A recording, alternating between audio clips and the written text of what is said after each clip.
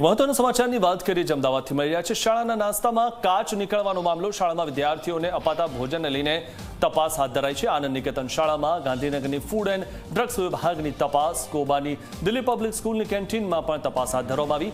Sanitation તથા hygienic condition બાબતે ક્ષતિઓ સામે આવી છે। ક્ષતિઓ મામલે ઇમ્પ્રુવમેન્ટ નોટિસ પાઠવવામાં આવી છે। 2 ખાદ્ય ચીજોના નમૂના પણ લેવામાં આવ્યા છે।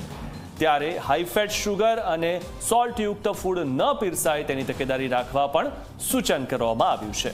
તો ઘણી બધી શાળાઓમાં વધારે પૈસા લઈને નાના બાળકોને જે નાસ્તો અને ભોજન આપવામાં આવે છે, પરંતુ તેની ગુણવત્તા કેવી હોય છે તે આપ આ સમાચાર દ્વારા જાણી શકો છો। સૌથી મહત્વની વાત એ છે કે વાલીઓ આટલા પૈસા આપતા હોય છે કે તેમના બાળકોને સારું ખાવાનું મળે, સારો નાસ્તો મળે, સારું જમવાનું મળે, પરંતુ શાળા તે બાબતે બેદરકાર હોય છે। 2 ખાદ્ય ચીજોના નમૂના લેવામાં આવ્યા છે અને દિલ્હી પબ્લિક સ્કૂલ જે કોબાની છે તેમાંથી પણ નમૂના લેવામાં આવ્યા છે। તો હાઈ ફેટ, શુગર ન પીરસાય તેની તકેદારી રાખવા માટે પણ ખાસ શાળાઓને કહેવામાં આવ્યું છે। 2 ખાદ્ય ચીજોના નમૂના લેવામાં આવ્યા છે। સૌથી મહત્વની વાત એ છે કે આપ આપના બાળકોને ઘરેથી જમવાનું આપો તે વધારે સુરક્ષિત છે, કારણ કે શાળામાંથી આ રીતે મોંઘા ભાવનું જ્યારે આપ જમવાનું આપના બાળકોને આપતા હો છો અથવા તો નાસ્તો આપતા હો છો, તેમાંથી આવી રીતે કાચ પણ નીકળી શકે છે। આ વિશે વધુ માહિતી મેળવી અમારા સંવાદદાતા દુર્ગેશ પાસે। દુર્ગેશ, જે વાલીઓ છે તે આટલા પૈસા આપીને તેમના બાળકોને શાળામાંથી જમવાનું હોય કે નાસ્તો હોય તે અપાવતા હોય છે, પરંતુ તેની સામે તે બાળકોને મળે છે શું? કાચવાળું જે ફૂડ મળે છે અથવા તો જે એવું ફૂડ મળે છે કે જેમાં હાઇજીન નથી હોતું, શું હતું માહિતી?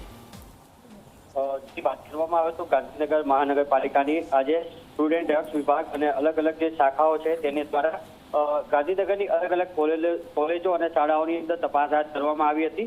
ત્યારે ગાંધીનગરના કોબા ખાતે આવેલ જે સ્કૂલ છે તેની અંદર પણ તપાસ હાથ ધરવામાં આવી હતી। તેની અંદર પણ જે છે તમામ વસ્તુઓની ચકાસણી કરવામાં આવી હતી। ખાસ જે છે તે ડીપીએસ કોબા જે અંબાપુરની કેન્ટીન છે ત્યાં તપાસ હાથ ધરવામાં આવી હતી। સાથે જ બીજી અન્ય જે શાળાઓ છે તેની અંદર પણ તપાસ હાથ ધરવામાં આવી હતી અને તપાસની અંદર જે છે યોગ્ય વસ્તુ ના હોય તેઓને સામે ફૂડ એન્ડ સેફ્ટીના નિયમ મુજબની કાર્યવાહી પણ કરવામાં આવી છે અને હાલ જે છે આ તમામ જે જગ્યાઓ ઉપર છે તેને સીલ અને નમૂના પર લેવામાં આવે છે।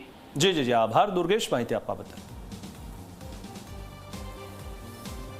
તો આનંદ નિકેતન શાળામાં જે રીતે ગાંધીનગરની ફૂડ વિભાગે તપાસ હાથ ધરી છે, તો અનેક શાળાઓમાં પણ આ રીતે તપાસ થવી જોઈએ કે જે શાળાઓ વિદ્યાર્થીઓને જમવાનું અને નાસ્તો આપે છે તો તેમના ત્યાં આ જે નાસ્તો અને જમવાનું બનતું હોય છે તે તમામ જે વિભાગ છે તે કેવો છે તે બાબતે પણ તપાસ થવી જોઈએ। ત્યાં હાઇજેનેશન છે કે નહીં અને ચોકસાઈ રાખવામાં આવે છે કે નહીં, ચોખ્ખાઈ છે કે નહીં તે બાબતે પણ તપાસ થવી જોઈએ। નહીં તો આનંદ નિકેતન શાળામાં જે રીતે બાળકના નાસ્તામાં કાચનો ટુકડો આવ્યો હતો અને તે બાળક તેણે આરોગી ગયો હતો તે પ્રકારની ઘટનાઓ પણ બની શકે।